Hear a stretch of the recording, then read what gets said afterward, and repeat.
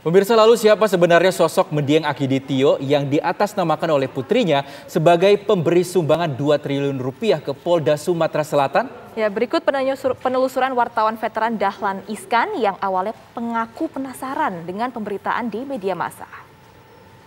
Penasaran sebagai dulu wartawan, sehingga saya cari informasi. Kebetulan saya punya network banyak pengusaha Tionghoa, tapi nggak ada yang tahu. Saya punya teman orang Palembang yang dia pengusaha sudah terkenal di sana, juga tidak tahu. Sehingga semakin penasaran saya, ini siapa dia ini.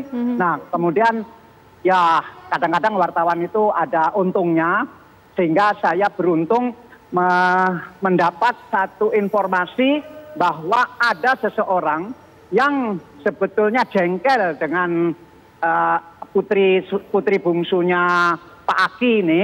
Akiditio ini dipanggil Pak Aki.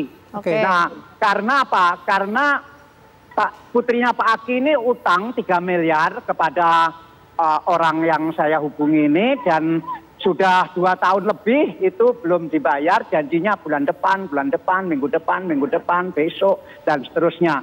Dan dia ini sebetulnya sudah mensomasi segala macam, tetapi tetap mengatakan bahwa uangnya ada.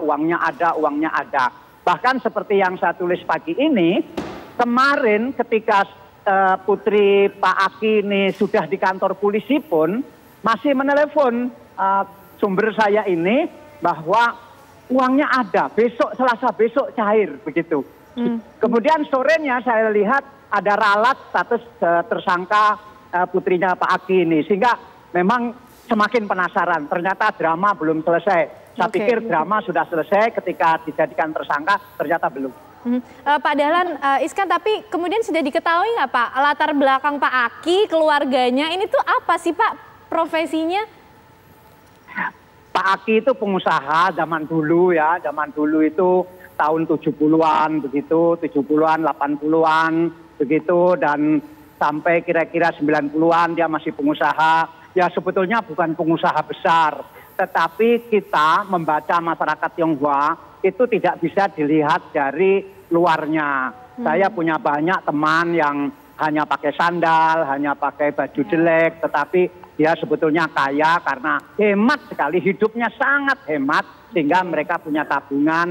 Dan bukan seperti umumnya bahwa mereka itu biasanya punya network sesama pengusaha di luar negeri. Itu sudah biasa, apalagi orang Palembang, orang Riau itu punya network pengusaha di Singapura, punya pengusaha di Hong Kong, di Malaysia, itu sangat biasa. Sehingga sebetulnya kalau putrinya ini mengatakan ada uang papanya di Singapura dan di Hong Kong, saya percaya karena dia ini temannya juga Tongju, wartawan generasi saya itu tahu siapa Tongju. Saya juga berteman baik sama Tongju, meskipun usia beliau lebih tua dan barusan meninggal, tahun lalu meninggal, sehingga saya juga nggak bisa ngecek ke Tongju. Tetapi saya percaya Pak Aki ini pengusaha dan punya anak-anak yang juga jadi pengusaha.